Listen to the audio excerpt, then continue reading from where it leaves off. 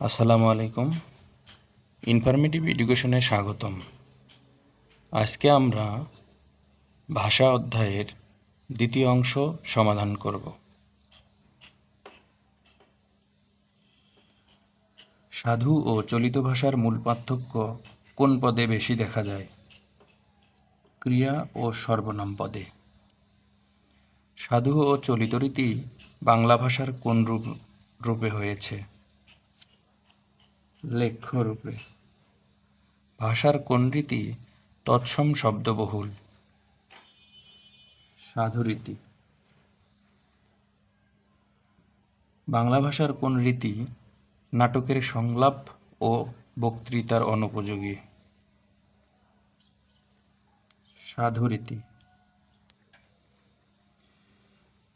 বাংলা ভাষার কোন রীতি নাটকের সংলাপ ও বক্তৃতার অনুপযোগী? সাধু রীতি। ভাষার কোন রীতিতে সর্বনাম ও ক্রিয়াপদ এক বিশেষ গঠন পদ্ধতি মেনে চলে? সাধু রীতি। মধ্যযুগে বাংলা লেখ্য সাধুরীতির সামান্য নমুনা পাওয়া যায়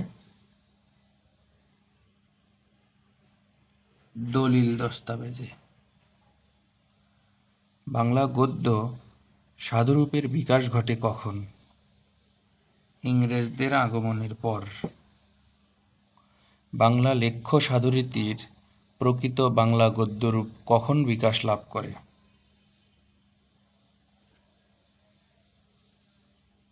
ইংরেজদের আগমনের পরে। ভাষার কোন রীতি তদ্ভব শব্দবহুল? চলিত রীতি। কথাবার্তা, বক্তৃতা ও নাটকের সংলাপের জন্য কোন ভাষা উপযোগী? চলিত। বক্তৃতা ও নাটকের সংলাপের জন্য কোন ভাষা বেশি উপযোগী? চলিত। বক্তৃতায় ভাষার কোন রীতি ব্যবহার করা বাঞ্ছনীয়? চলিত রীতি। সাধু ভাষা কোথায় অনুপযোগী? নাটকের সংলাপে।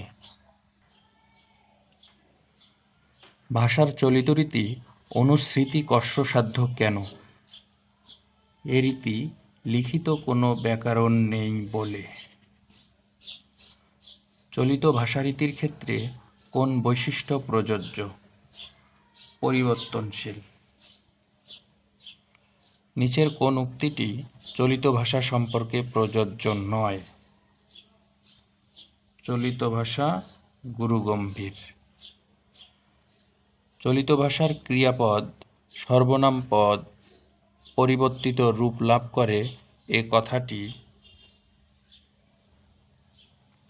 সম্পূর্ণ সত্য।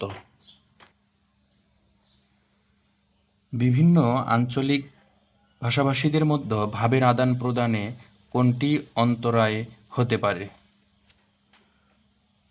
প্রত্যেক আঞ্চলিক ভাষাকে সার্বজনীন স্বীকৃতি দিলে। আঞ্চলিক ভাষার অপর নাম কি? উপভাষা। আঞ্চলিক ভাষা সার্বজনীন নয়, কিন্তু এটি মানুষের প্রাণের ভাষা। ক্ষুদ্র ক্ষুদ্র অঞ্চলের জনগণ যে ভাষায় কথা বলে তার নাম কি?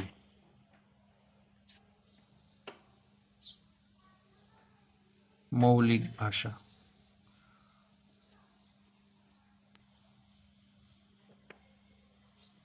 উপভাষার আরেক নাম কি?